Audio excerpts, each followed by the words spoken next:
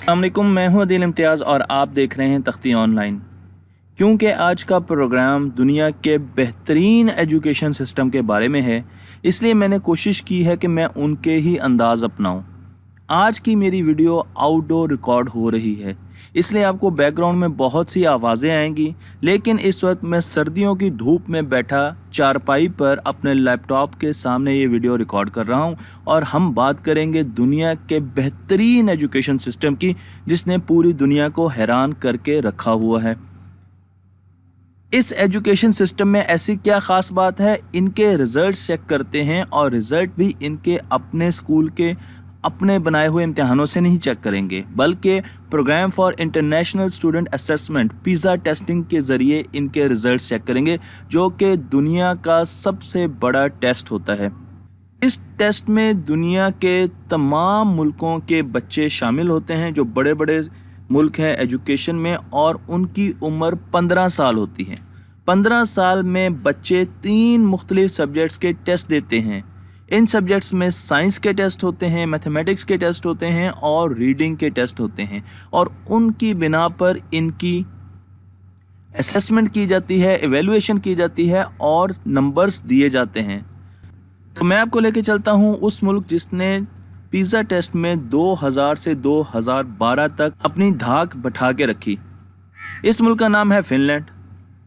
5.5 million इसकी आबादी है, 55 लाख की आबादी का मुल्क है। लेकिन अगर आप इस ग्राफ को देखें तो आपको अंदाज़ा होगा कि 2000 से 2012 के बीच में इन्होंने साइंस, मैथ और लिटरेसी में पिज़्ज़ा के तमाम ममालिक के बच्चों से ज़्यादा नंबर लिए। मैं आपको एक और ग्राफ दिखा रहा हूँ जिसमें आप मुख्तलिफ मुल्कों का कंपैरिजन भी देख सकते हैं। तो आप देख सकते हैं कि फिनलैंड सबसे ऊपर है और अमेरिका इन मुल्कों में सबसे नीचे है। तो इससे आपको अंदाज़ा होता है कि फ़िनलैंड का एजुकेशन सिस्टम कितना अच्छा है। 2015 के टेस्ट फ़िनलैंड के लिए कुछ इतने अच्छे साबित नहीं हुए, लेकिन फिर भी फ़िनलैंड टॉप 5 मुल्कों में है। तो ये वो वाहिद मुल्क है जिसने 12 साल तक पिज़्ज़ा टेस्ट पर राज किया। आपको अगर उन मुल्कों की फहरिस्त दिखाई जाए जो मैथमेटिक्स में बहुत अच्छे रहे, तो आप देख सकते हैं कि इनको गहरे सब्ज़ रंग से दिखाया गया है। इनमें आपको फ़िनलैंड नज़र आएगा, यहाँ पर देखें ये फ़िनलैंड है। फिर आपको चाइना, जापान और कनाडा, तो ये वो चीदा मुल्क हैं जो आपको मैथमेटिक्स में बहुत अच्छे नंबर लेते हुए नज़र आएंगे। इसी तरीके से अगर हम साइंस की परफॉर्मेंस देखें तो उसमें भी आपको Finland top of the list नज़र आएगा। चाइना और कनाडा फिर बहुत अच्छे ममालिक हैं। तो पिज़्ज़ा 2015 के अगर हम स्कोर देखें तो उसमें भी आपको फ़िनलैंड बहुत अच्छे नंबरों से दुनिया के नक्शे पर उभरता हुआ नजर आएगा। तो फिनलैंड में आखिर ऐसी क्या बात है इनके एजुकेशन सिस्टम में, वो कौन सी चीज़ें हैं जिनकी बिना पर इनके बच्चे बहुत अच्छे मार्क्स लेते हैं? तो हम चलते हैं चीदा बातों पर जो फिनलैंड के एजुकेशन सिस्टम को दूसरे एजुकेशन सिस्टम से अलग साबित करती हैं, और पूरी दुनिया इनका एजुकेशन सिस्टम कॉपी करने के लिए लगा हुआ है। मैं आपको बहुत सी ऐसी हेडिंग्स भी दिखाऊंगा जिसमें आप देखेंगे कि अमेरिका, यूके, फ्रांस, जर्मनी, तमाम मुल्कों की हेडलाइंस फिनलैंड के एजुकेशन सिस्टम के बारे में होती हैं, और वो चाहते हैं कि वो किसी तरीके से इनकी ख़ास चीज़ों को अपने मुल्कों में लेके आएँ। तो पहली चीज़ जो फिनलैंड करता है वो 7 साल के बच्चों को स्कूल में लेके आता है। छोटी उम्र के बच्चों को स्कूल में नहीं लेके आता, उनको घरों में रहने दिया जाता है ताकि वो अपनी नानी से सीखें, अपनी दादी से सीखें, अपने वालिदैन से सीखें, कहानियाँ सुनें, खेलें कूदें, शरारतें करें। उनको होम एजुकेशन दी जाती है, पढ़ाया नहीं जाता। बच्चों को इनकरेज किया जाता है कि वो मुख्तलिफ़ किस्म की एक्टिविटीज़ में हिस्सा लें, और इस चीज़ को अब अडॉप्ट किया जा रहा है बहुत और मुल्कों में। मैं आपको यहाँ पर एक अमरीकी अखबार की हेडलाइन दिखाता हूँ जो ये कह रहे हैं कि हमें फ़िनलैंड से सीखना चाहिए और हमें बच्चों को 7 साल की उम्र में स्कूल में लेके आना चाहिए। इसके साथ साथ फ़िनलैंड अपने बच्चों को खाना फ्री देता है, खुद खाना देता है। 1953 से 1953 से उनको खाना दे रहा है, और इनके खाने को अब रिपीट किया जा रहा है। स्कूल बच्चों को खाना देता है और इस चीज़ को अब रिपीट किया जा रहा है इंग्लैंड में। आप देख सकते हैं कि इंग्लैंड की एक अखबार की हेडिंग मैंने आपको यहाँ पर दिखाई है। इसी तरीके से और मुल्कों में भी इसको रिपीट किया जा रहा है। तो मैं एक डॉक्यूमेंट पढ़ रहा था फिनलैंड का, तो मैंने वहाँ से एक पिक्चर ली और ये उनका एक सैम्पल मील है।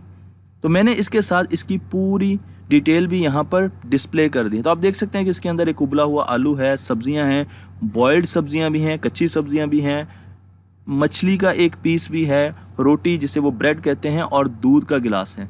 तो ये वो मील है जो बच्चों को दिया जाता है और कहा यह जाता है कि इस खाने की वजह से भी उनके अच्छे नंबर आने पर बहुत ज़्यादा असर पड़ता है। फिनलैंड में हर चीज़ फ्री है। स्टेशनरी, बुक्स, बैग्स, हर चीज़ स्कूल की तरफ से मिलते हैं। इसके साथ साथ फिनलैंड में यूनिफॉर्म छोटी क्लासेस में बच्चों को नहीं लगाया जाता। छोटी क्लासेस का मतलब है प्राइमरी स्कूल। बच्चे अपनी पसंद का यूनिफॉर्म पहनते हैं। आपको बड़ी क्लासेस में भी बच्चे पजामास पहने हुए नज़र आएंगे, ट्राउज़र्स पहने हुए नज़र आएंगे।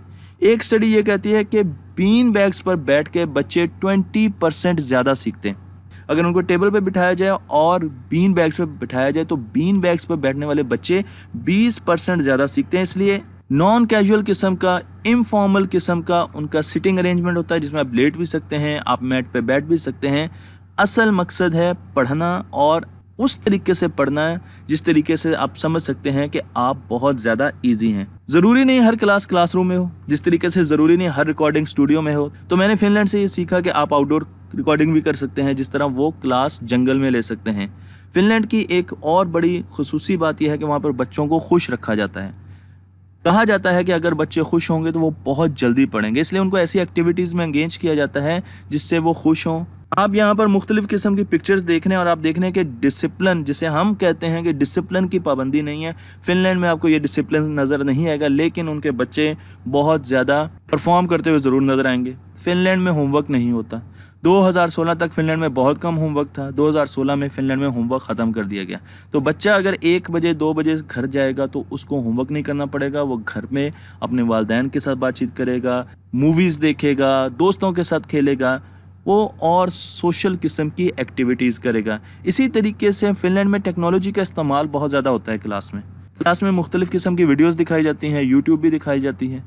इसके साथ साथ सोशल मीडिया के फोरम्स भी एक्सप्लोर किए जाते हैं। तो टेक्नोलॉजी का काफ़ी ज़्यादा इस्तेमाल होता है और इस टेक्नोलॉजी की बेसिस पर बच्चों को छोटे छोटे प्रोजेक्ट्स दिए जाते हैं कि वो खुद इसका आंसर ढूंढे।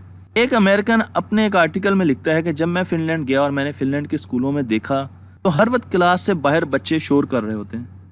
मैं हैरान होता था कि ये पढ़ते कब हैं और टेस्ट में नंबर कैसे लेते हैं।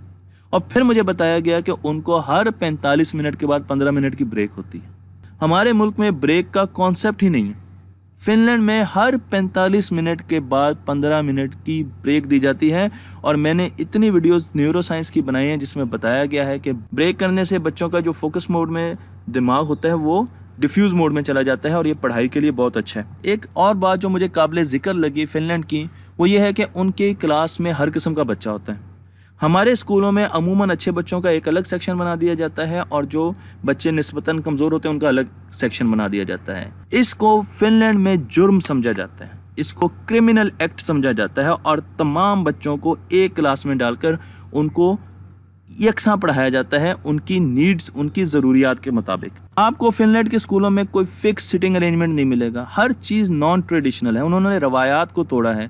आपको फिनलैंड में पहले 6 साल एग्ज़ाम नहीं मिलेंगे। अगर 7 साल की उम्र में बच्चा फिनलैंड के स्कूल जा रहा है तो 13 साल में जाकर वो पहला एग्ज़ाम देगा और 14 साल में वो पीसा एग्ज़ाम में बैठेगा। तो 6 साल तक बच्चे एग्ज़ाम नहीं देते, यानी 13 साल तक कोई एग्ज़ाम नहीं होता।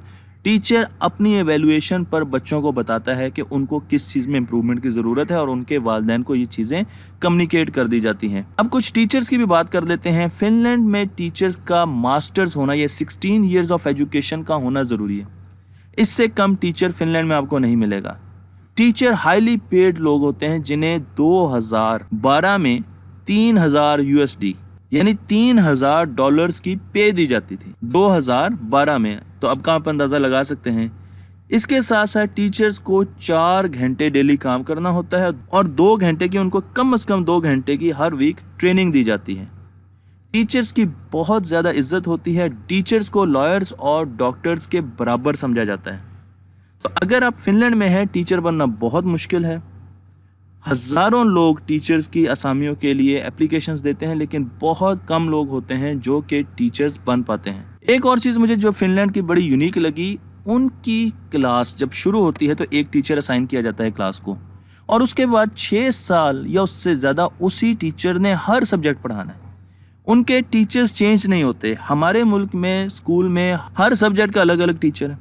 और उसके साथ हर साल में टीचर चेंज हो जाते हैं और बच्चे नए टीचर के साथ सिंक्रोनाइज करने में, हम आहंगी पैदा करने में लगे रहते हैं, तो उनकी पढ़ाई बहुत पीछे चली जाती है।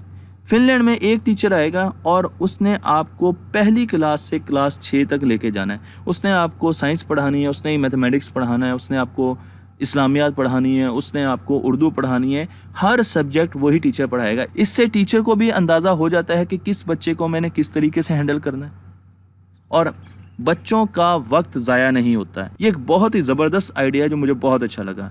इसके साथ स्कूल टाइम 3 घंटे 45 मिनट का या 4 घंटे का होता है, तो रोज़ 4 घंटे स्कूल टाइम है, तो बच्चों को सिर्फ 4 घंटे पढ़ाया जाता है। अगर बच्चे 8 बजे गए हैं तो वो 12 बजे वापस आ जाएंगे। इसी तरीके से अगर आप बड़ी क्लास में जाएंगे तो आपको 6 घंटे मैक्सिमम पढ़ाया जाएगा और हफ्ता इतवार छुट्टी होती है। बच्चों को ऐसी स्किल सिखाई जाती है जो उनको ज़िंदगी में काम आए। हमारे स्कूल में ऐसी कोई स्किल नहीं सिखाई जाती जो बच्चों को ज़िंदगी में काम आए, लेकिन फिनलैंड में आपको ऐसी ऐसी स्किल्स नज़र आएंगी। वो कटिंग कर सकते हैं, वो ग्राइंडर चला सकते हैं, वो दीवार में ड्रिल करके सुराख कर सकते हैं, वो कारपेंटर की तरह काम कर सकते हैं। तो बच्चों को हैंड्स ऑन ट्रेनिंग दी जाती है। और आखिर में मैं फिनलैंड की एक ऐसी चीज़ के बारे में आपको बताने जा रहा हूँ जो फ्यूचर है एजुकेशन का, जिसे फिनोमिना बेस्ड लर्निंग PBL कहा जाता है, जिसे फिनोमिना बेस्ड लर्निंग यानी PBL कहा जाता है। पूरी दुनिया में इस पर बहुत ज़्यादा रिसर्च हो रही है और उसकी वजह यह है कि फिनलैंड ने इसको अडॉप्ट किया है। और क्योंकि पूरी दुनिया के सिस्टम्स, एजुकेशन सिस्टम फिनलैंड को कॉपी करते हैं, इसलिए इस पर बहुत ज़्यादा डिबेट हो रही है और मैं इस पर पूरी अलग वीडियो बनाऊंगा। लेकिन मैं आपको इसका कॉन्सेप्ट ज़रूर देना चाहूँगा कि इसका कॉन्सेप्ट ये है कि बच्चों को किताबी चीज़ें पढ़ा कर कन्फ्यूज़ करने की बजाय कि बच्चा ये सोचता रहे कि एक्चुअल में दुनिया में इस चीज़ का क्या एप्लीकेशन होगी।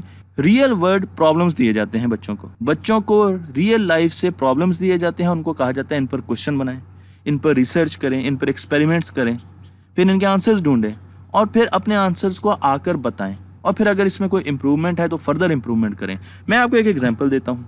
PBL में एक टॉपिक होता है लेकिन उस पर मुख्तलिफ सब्जेक्ट्स की एप्लीकेशन होती है। मसलन एक टीचर ने बच्चों को सवाल पूछा कि हम सोसाइटी में साइंस की मोहब्बत कैसे पैदा कर सकते हैं, तो बच्चों ने कहा कि हमें साइंस के सब्जेक्ट्स लेने चाहिए, कोई भी साइंस का टॉपिक लें, मसलन हैबिटेट्स लेने, और उस पर पपेट शो होना चाहिए, लोगों को इनवाइट करना चाहिए और उस पपेट शो में लोगों को हम एक स्क्रिप्ट के साथ एक छोटे से स्किट से समझाएं कि साइंस में तरक्की कैसे होती है। अब सबसे पहले उन्होंने एक टॉपिक लिया जो कि हैबिटेट्स का था और उन्होंने हैबिटेट्स को बहुत अच्छे तरीके से पढ़ा, तो उन्होंने साइंस को पढ़ा। उसके बाद उन्होंने एक पपेट शो डिज़ाइन किया तो उन्होंने आर्ट्स को भी बीच में लेके आए। अब आप देख सकते हैं कि ये दरख्त आपको नज़र आ रहा है और एक बहुत ज़बरदस्त उन्होंने आर्टिस्टिक व्यू दिया है सामने बैठे हुए लोगों के लिए। और उसके बाद एक स्किट बनाया गया जिसमें लैंग्वेज आ गई, क्योंकि बच्चों ने मुख्तलिफ किस्म के स्किट करके दिखाने थे, इसमें लैंग्वेज आ गई। तो 3 सब्जेक्ट कवर हो गए एक टॉपिक में। इसे हम फिनोमिना बेस्ड लर्निंग कहते हैं। मसलन मैं आपको एक और एग्जांपल देता हूँ कि एक टीचर ने सवाल दिया कि फिनलैंड की टीम यूरो कप कैसे जीत सकती है फुटबॉल का। तो बच्चों ने सबसे पहले फिनलैंड की टीम पर रिसर्च की, कौन से खिलाड़ी हैं, कहाँ पर खेलते हैं, क्या क्या वीकनेसेस हैं उनकी, क्या क्या स्ट्रेंथ हैं। फिर उन्होंने बाकी पूरे यूरोप की टीम्स को देखा, उन्होंने यूरोप का नक्शा भी देखा, जियोग्राफी भी आ गई। उसके साथ उन्होंने यूरोप की टीमों को देखा, फिर उनकी स्ट्रेंथ्स देखी, फिर ये भी देखा कि उनको कितने कितने पैसे मिलते हैं, करेंसी भी स्टडी की उन्होंने मुख्तलिफ मुल्कों की, वो कितना वक्त खेलते हैं, वो कहाँ कहाँ ट्रैवल करते हैं दुनिया में। उसके साथ उन्होंने पूरी मैथमेटिकल मॉडलिंग करके भी दी कि प्लेयर्स कैसे कैसे पास देते हैं। और एंड पे उन्होंने एक सॉफ्टवेयर डिज़ाइन करके दिया है जिसने ये बताया कि हर मद्दे मुकाबिल प्लेयर की भी क्या स्ट्रेंथ है और क्या वीकनेस है और उसको आप कैसे गेम प्लान के ज़रिए बीट कर सकते हैं। इस एक प्रोजेक्ट के पीछे उन्होंने इतना स्टडी किया, उन्होंने इतनी चीज़ों के बारे में जाना जो हम सोच ही सकते हैं। आज से 4 साल पहले मैंने एक स्कूल शुरू किया और स्कूल में मैंने एक प्रोजेक्ट दिया कि हमें अपने छोटे से शहर का एक ट्रैफिक कंट्रोल सिस्टम बनाना है, क्योंकि हमारे शहर में कई जगह पर बहुत ज़्यादा ट्रैफिक कंट्रोल होती है। मुझे अंदाज़ा नहीं था कि उस वक्त मैं फिनोमिना बेस्ड लर्निंग की तरफ जा रहा हूँ। लोगों ने बहुत जल्दी मुझे स्कूल से निकाल दिया, लेकिन आज जब मैंने फिनलैंड के स्कूलों पर रिसर्च की तो मुझे एक टॉपिक ऐसा नज़र आया जिसमें बच्चों की एक क्लास को कहा गया कि आपने अपने शहरों के ट्रैफिक जैम्स के प्रॉब्लम को सॉल्व करना है। उसके लिए आपने एक कंप्यूटर एप्लीकेशन बनानी है ये एक पूरा ट्रैफिक कंट्रोल सिस्टम बच्चों ने देना है, स्कूल के बच्चे, 8th क्लास के 9th क्लास के बच्चे। तो मुझे खुशी हुई कि ये वही चीज थी जो मैं आज से 4 साल पहले स्कूलों में राइज करने की कोशिश कर रहा था। फिनोमिना बेस्ड लर्निंग पर मैं दोबारा एक और वीडियो बनाऊंगा और उसको डिटेल में बताऊंगा, लेकिन future of education phenomena based learning है। तो मुझे उम्मीद है कि आपने फिनलैंड के स्कूलों से बहुत कुछ सीखा होगा और कोशिश ये होगी कि आप इनमें से 3 या 4 चीजें अपने स्कूल में भी राइज कर लें। मेरी वीडियोस को शेयर कीजिए, लाइक कीजिए और दूसरों तक ये इल्म ज़रूर पहुंचाइए।